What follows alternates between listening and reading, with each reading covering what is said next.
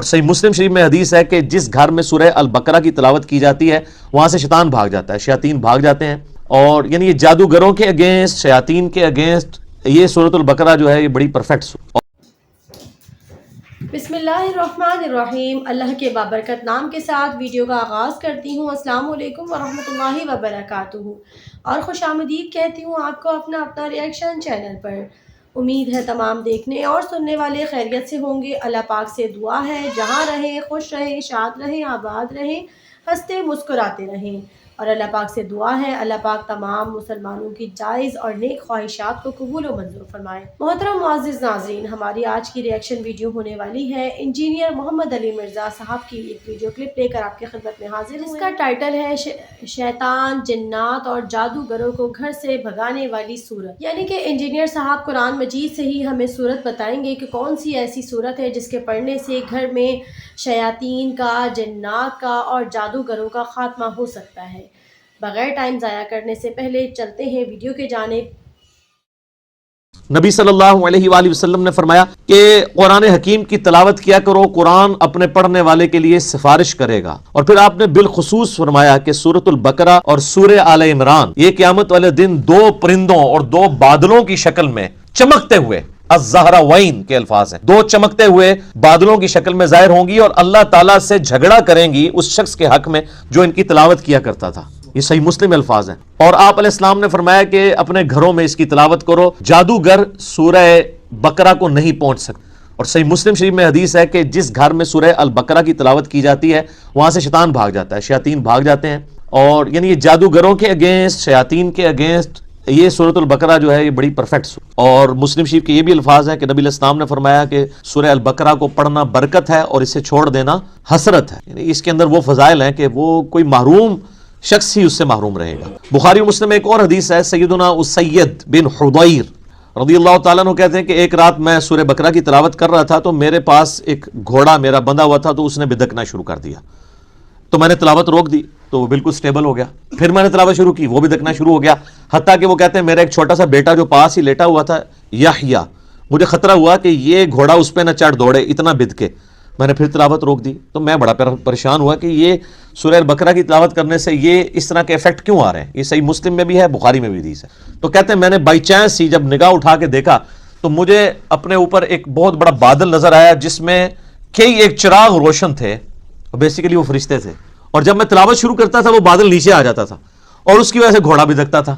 تو صبح کے وقت میں نے نبی علیہ السلام سے جب یہ واقعہ بیان کیا تو آپ علیہ السلام نے فرمایا وہ فرشتے تھے جو تمہاری تلاوت سننے کے لیے آئے تھے، اور اگر تم یہ تلاوت جاری رکھتے تو وہ زمین پہ بھی اتر آتے اور عام لوگ بھی ان کو دیکھ لیتے۔ پھر صحیح مسلم کے اندر ایک حدیث ہے کہ قرآن حکیم کی جو آیت اعظم ہے، آپ علیہ السلام نے ابی ابن کعب سے پوچھا کہ بتاؤ قرآن کی سب سے عظمت والی آیت کون سی ہے، تو انہوں نے کہا اللہ لا الہ الا هو الحی القیوم۔ نبی علیہ السلام اتنے خوش ہوئے کہ آپ نے اپنا مبارک ہاتھ ان کے سینے پہ مارتے ہوئے کہا کہ ابو منذر تمہیں تمہارا علم مبارک ہو، یعنی بڑی آبزرویشن ہے تمہاری کہ تم نے قرآن حکیم کی سب سے عظیم ترین آیت کو، یعنی نبی علیہ السلام کے بتائے بغیر انہوں نے آبزرو کر لیا کہ یہ آیت ہے۔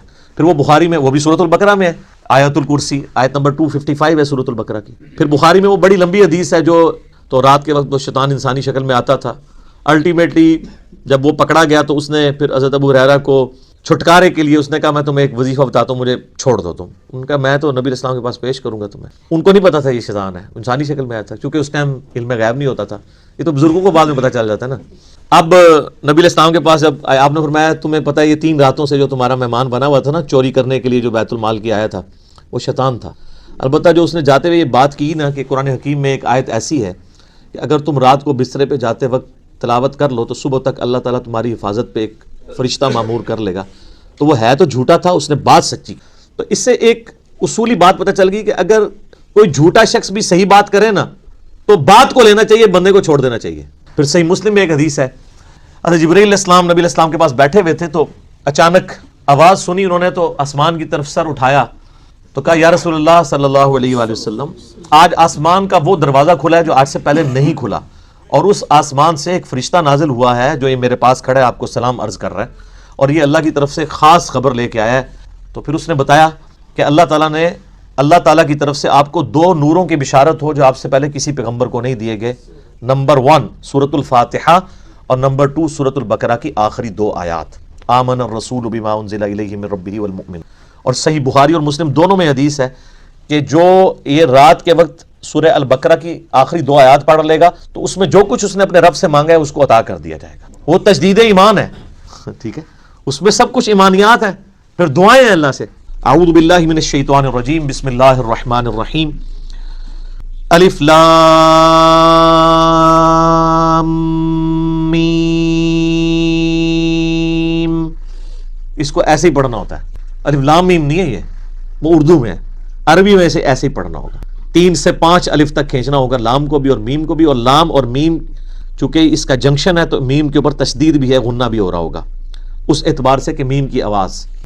تو یہ حروف مقطعات ہیں. اس کے اوپر بڑے لوگوں نے تب آزمائی کی ہے, بڑی کوششیں کی ہیں, سنیوں میں بھی شیعہ کے اندر بھی.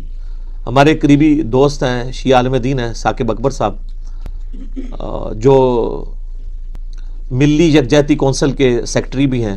انہوں نے ایک پوری کتاب لکھی ہے حروف مقطعات کے اوپر. انہوں نے سارے اقوال جو اہل سنت کے ہاں بھی تھے, اہل تشیع کے ہاں بھی تھے, ان سب کے سب اقوال کو جمع کیا ہے.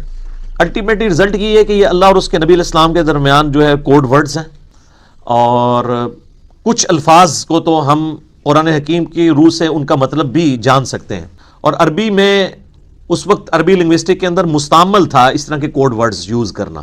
تو اس لیے کبھی بھی مشرکین عرب نے اس کے اوپر اعتراض نہیں کیا کہ یہ اس کا مطلب بتایا جائے ہمیں, کیونکہ ان کے بھی کوڈ ورڈز چلتے تھے.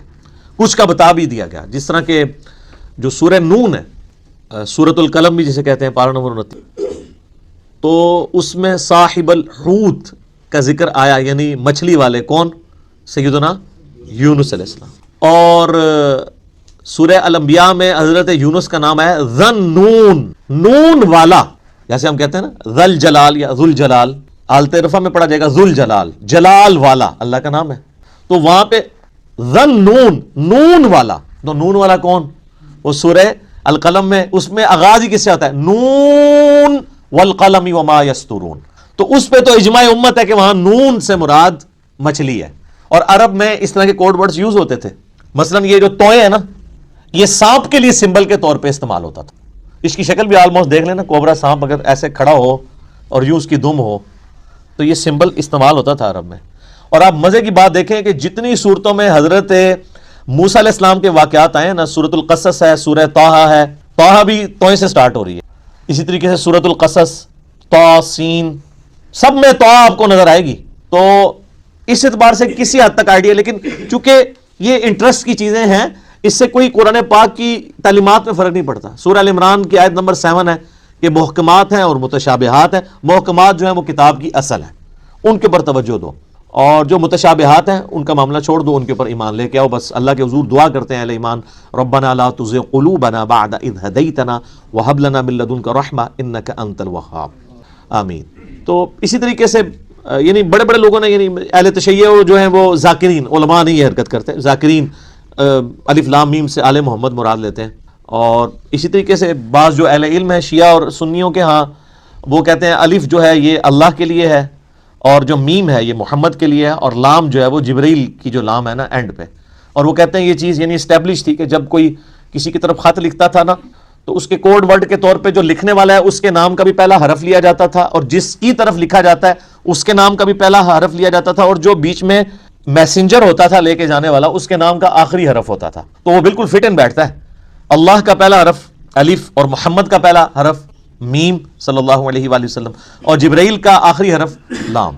تو یہ بڑے لوگوں نے اس کے اوپر کام کیا ہے. جی الحمدللہ انجینئر صاحب کی ہم لوگوں نے ویڈیو سنی ہے, میں نے بھی سنی اور آپ نے بھی سنی. امید ہے ان کی بات سمجھ میں آئی ہوگی. ان کا آج کی ویڈیو کا مقصد تھا کہ اگر ہم جنات سے, شیاطین سے پریشان ہیں تو ہمیں بجائے اس کے کہ جو ہے نا ہم دنیاوی باباؤں کے پاس بھاگیں, قرآن مجید میں اس کا حل بتایا گیا ہے. سورہ بقرہ ہے اور سورہ آل عمران ہے, ہم کیوں نہیں وہ پڑھتے. ہم بجائے ادھر ادھر بھاگنے کے, یعنی عالموں کے پاس جانے کے بجائے ہمیں چاہیے کہ ہم قرآن سے ہی اس کا حل گھر پر ہی نکال لیں, اور انشاءاللہ اللہ تعالیٰ ہمارے معاملات میں آسانیاں فرمائیں گے.